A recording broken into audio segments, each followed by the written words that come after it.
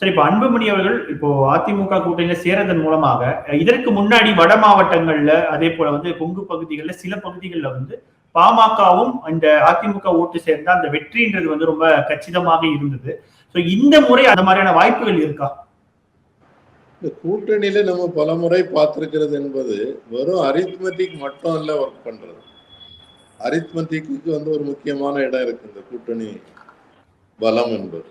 ஆனா அதை மீறி மக்கள் கடைசியில முடிவெடுக்கும் போது என்ன பாக்குறாங்கன்னு சொன்னா, ஒண்ணு யாருக்கு வெற்றி வாய்ப்பு இருக்குன்னு பாக்குறாங்க, ரெண்டாவது யார் நன்றாக செயல்பட்டு இருக்கிறார்கள், நமக்கு நல்ல திட்டங்களை யார் கொண்டு வருவார்கள், இதுக்கு முன்னால அவங்களுடைய அனுபவம் என்ன அப்படின்றத சீர்தூக்கி பார்க்கக்கூடிய சமூகம் தமிழ்நாடுல இருக்கக்கூடிய வாக்காளர்கள்.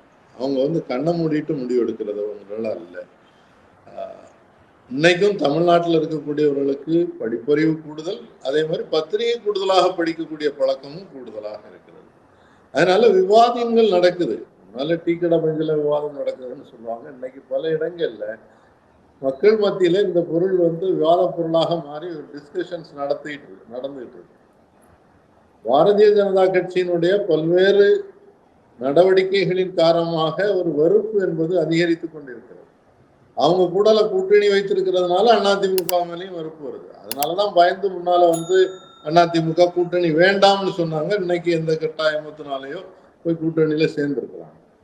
அதனால மக்கள் கடைசியில முடிவெடுக்கிறது இப்போ இது 2 கூட்டணி தான் இருக்குமா, இல்ல ஒரு 3வது அணி இருக்குமா அப்படின்றது இன்னும் முடிவுக்கு தெரியல.